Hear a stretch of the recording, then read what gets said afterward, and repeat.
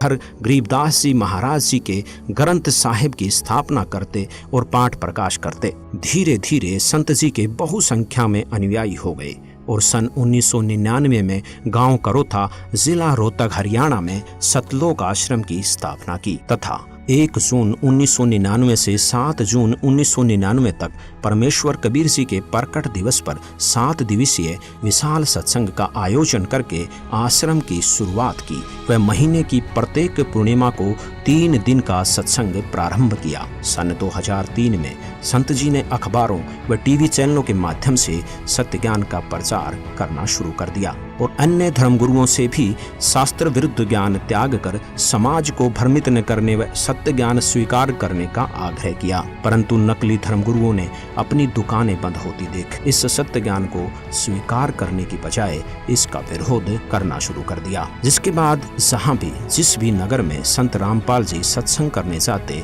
वहीं अन्य अज्ञानी धर्मगुरुओं के बहकावे में आकर लोग विरोध करने लगे और कुछ पुण्यात्माएं सत्य ज्ञान को स्वीकार भी करने लगे। संत रामपाल जी महाराज दिन रात सत्संग करते और पुस्तकें लिख लिख कर उनका प्रचार करते।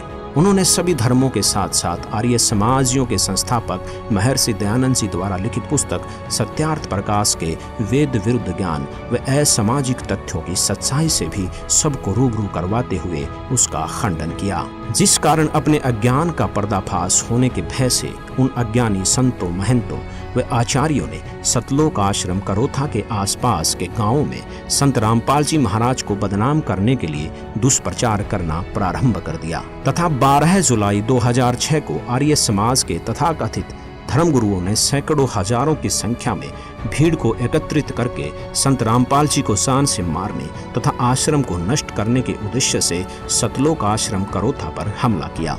पत्थर, पेट्रोल, बम और बंदूकों के माध्यम से उपद्रवियों ने आश्रम में उपस्थित श्रद्धालुओं को निशाना बनाने की कोशिश की। उपद्रवियों का उद्देश्य था कि संत रामपाल जी महाराज सतलोक आश्रम करोथा छोड़कर चले जाएं, अन्यथा आश्रम को ध्वस्त कर देंगे। आर्य समाजी धर्मगुरु यह चाहते थे कि ऐसा सत्संग यहाँ पर नहीं होने देंगे, क्योंकि उनकी दुकानें बंद हो रही थी, सच्चाई समाज के सामने आ रही थी। पुलिस ने उपद्रवियों को रोकने की कोशिश की, जिस कारण कुछ उपद्रवी चोटिल हो गए। इस मुठभेड़ में उन्हीं की गोली से एक व्यक्ति की मौत हो गई, जिसका झूठा केस संत रामपाल जी महाराज पर बना दिया गया और सतलोक आश्रम करोथा को सरकार ने अपने अधीन कर लिया तथा संत रामपाल जी महाराज व कुछ अनुयायियों पर झूठा केस बनाकर उन्हें जेल में डाल दिया। मानव कल्याण और विश्व में शांति के अद्भुत भक्ति मार्ग को रोकने के लिए सच्चाई को दबा दिया गया, परंतु वो शायद ये भूल गए कि सच्चाई को कुछ दिन दबाया जा सकता है पर मिटाया नहीं जा सकता। सच तो सामने आकर ही रहता है। संत जी के जेल जाने के बाद भी ज्ञान नहीं रुका, बल्कि पहले से ज्यादा तेजी से फैलने लगा।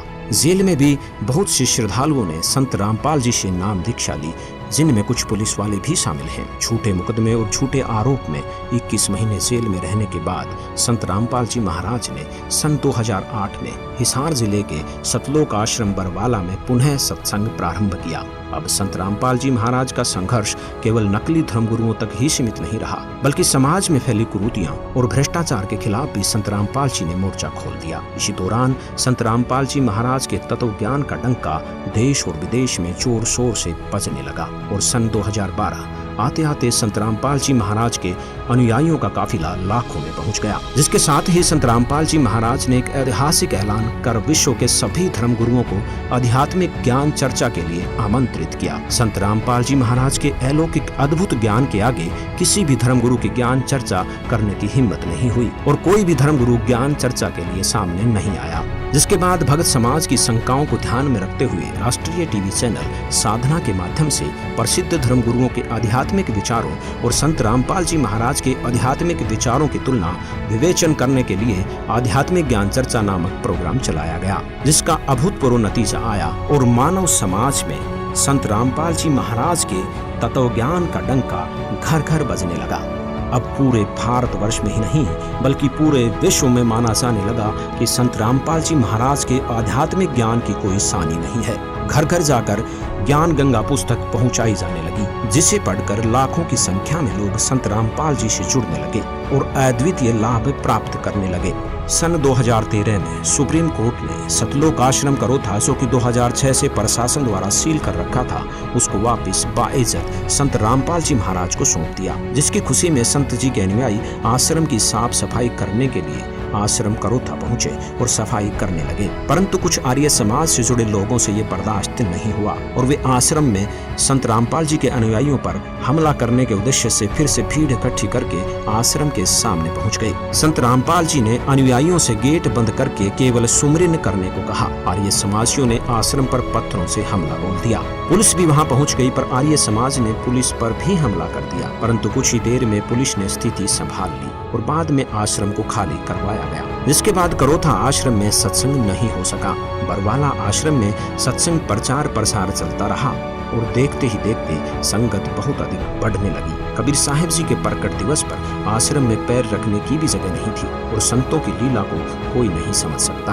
परमात्मा के तत्व ज्ञान का प्रचार तीव्र गति से बढ़ाने के लिए संत जी को कठिन संघर्ष करना पड़ रहा है। नवंबर 2014 में हुए बरवाला कांड को तो हर कोई जानता है। तकरीबन 4 घंटे चले उस घमासान और उपद्रव को देखकर मानवता शर्मसार हो गई। अचरज की बात तो यह है कि इस उपद्रव में 6 लोगों की मौत हो गई, जिसका आरोप भी संत रामपाल जी महाराज के सिर पर मंड दिया गया। संत रामपाल जी महाराज व उनके अनुयायियों पर झूठे केस लगाए गए, जिसका उनके पास कोई सबूत नहीं था। उनके जेल जाने के बाद भी तत्व ज्ञान रुका नहीं, बल्कि पहले से 10 गुना तेजी से विश्व में फैल रहा है। सच की राह पर चलने वाले हर महापुरुष को कठिन से कठिन संघर्ष करना पड़ा है, फिर चाहे वे स्वयं परमेश्वर कबीर साहिब जी ही क्यों न हो, जिन्हें सत्य आध्यात्मिक ज्ञान का प्रचार करने के शुरू में 52 बार जान से मारने का प्रयत्न किया गया, परंतु सच को मिटाया नहीं जा सकता। सच ऊपर आकर ही रहता है।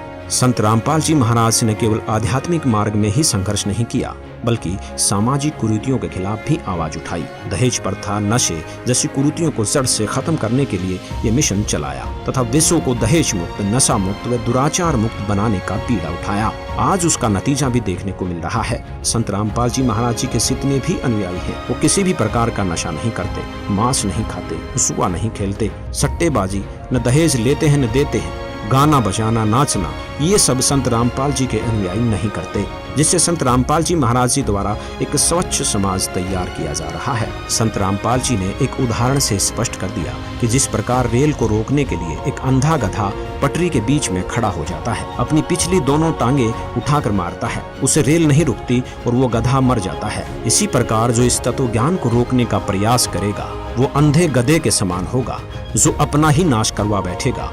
आज संत रामपाल जी महाराज जी का सच्चा ज्ञान आसमान छू रहा है और दिन प्रतिदिन उनका ये तत्व ज्ञान विश्व में बहुत तेजी से फैल रहा है, जिसे रोकना मुश्किल ही नहीं नामुमकिन है। आज उनका संघर्ष फल रहा है और विश्व भर के लोग उनसे जुड़ रहे हैं तथा उनका मानव समाज के कल्याण का मिशन सफल हो रहा है। आज कबीर परमेश्वर की असीम दया से विश्व में 500 से अधिक नाम दीक्षा केंद्रों पर संत रामपाल जी महाराज से नाम दीक्षा ग्रहण करने की सुविधा उपलब्ध है। इसलिए पूरे विश्व के भाई बहनों से हमारा आग्रह है कि संत रामपाल जी द्वारा दिए गए तत्व ज्ञान को ध्यान पूर्वक सुने, समझें और उनसे नाम दीक्षा लेकर अपना मानव जीवन सफल बनाएं। सत साहिब।